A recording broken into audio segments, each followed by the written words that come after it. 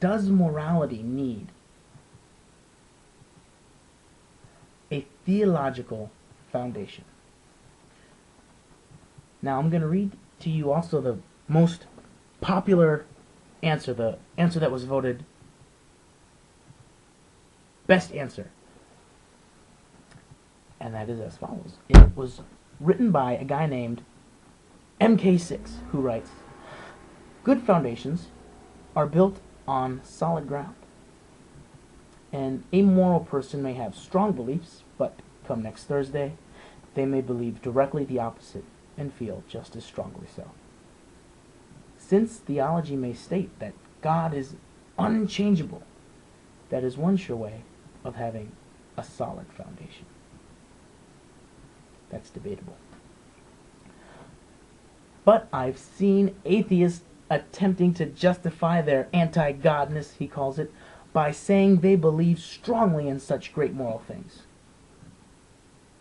Do they stay consistent to this dogma, thereby flipping the bird to God, he writes, ever so professionally? Or do they plagiarize the Bible and pretend to author the morality found there as if it were their own? So let's analyze his answer. Let's dive into it. Good foundations are built on solid ground. Good point, buddy. Boom. An amoral person may have strong beliefs, but come next Thursday or come later, they believe the direct opposite.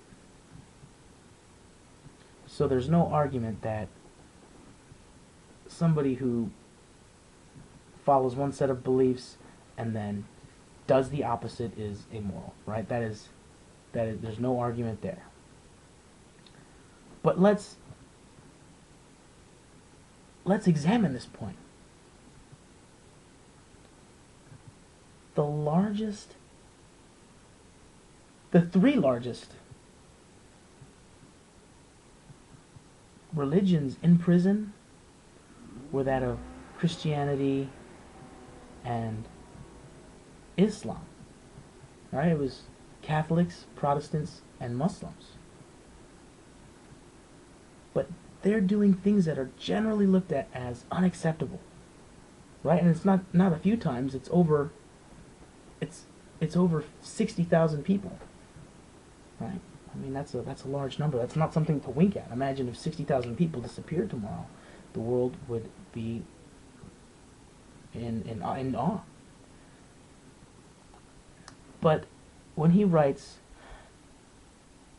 do they stay consistent to this dogma, or do they plagiarize the Bible and pretend to author the morality found there? Well, it doesn't matter, right? Who says it first? None of us can say anything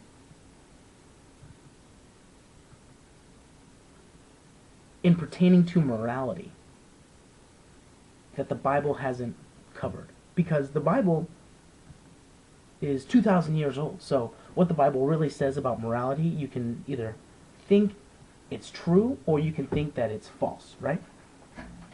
So if the Bible says, and it kind of covers both grounds, which is interesting. The Bible says, don't kill, and then the Bible commits mass genocide. The Bible will say, don't steal, and then it encourages Onan, who is Er's younger brother, to rape his brother's wife. So we're going to get to this point as well.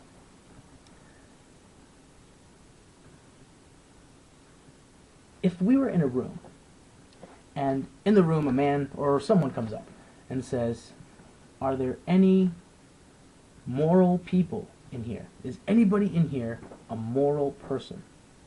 You and I would look at each other and we'd go, hey, we're moral. I hope, right? I'd hope I'd look at you and say, hey, we're moral. But then, before we can stand up, somebody jumps up and goes, I'm a moral person. I'm moral over here. Look at me. I'm a moral person. And then says, I'll be right back. Goes and murders thousands and millions of people. He said he was moral first. He covered it. He talked about being moral first. But then he did the direct opposite of what he said he was. Right? Now, you and I would stand up. We would say, "Oh, hey, we're moral people too." Now, we're not the first ones to say it because the other guy talked about it first. So we go, "Hey, we're moral," but then we live our lives, and the statistics agree with us saying that we're moral. The statistics would agree with that.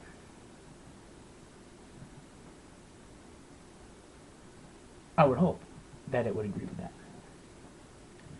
But it does, right? I mean, the statistics agree with the atheist being that of a more moral person, or at least not doing what is generally looked at as unacceptable. And the statistics that you'll find in the link in the sidebar will point to that fact. So it doesn't really matter who says what first and who says it how loud. What matters are actions, and what matters is effect. So when the question, does morality need a theological foundation, arises, well, the answer is of course not.